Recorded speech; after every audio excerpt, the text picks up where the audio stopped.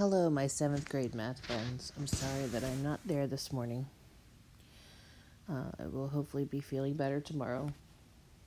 I did want to take a moment and review briefly the rules for subtracting integers. Let's take 4 minus 6. The rules for subtracting integers is keep the first number, change the sign, use the opposite number. The opposite of positive 6 is negative 6. Now you can use your adding rules to figure out this answer. So if we had 6 negatives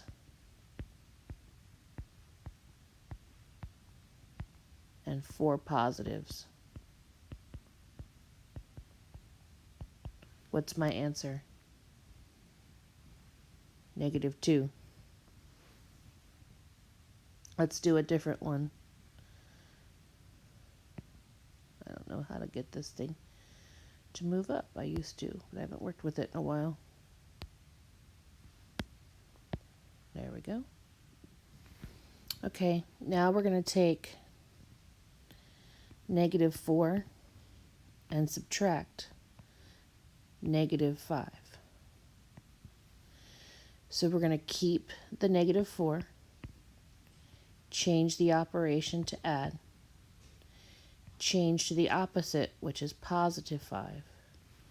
Now we're going to use our adding rules.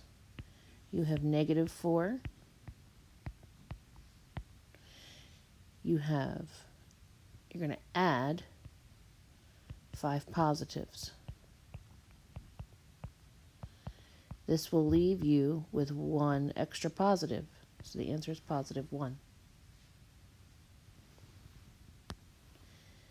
Subtracting a negative is the same as adding a positive. Say it.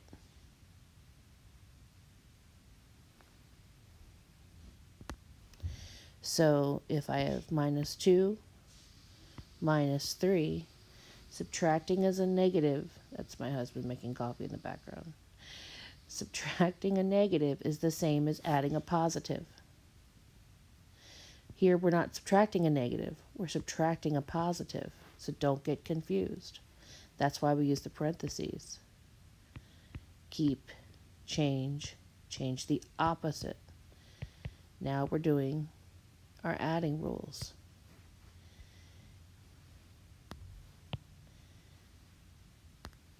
This is where you use that rule.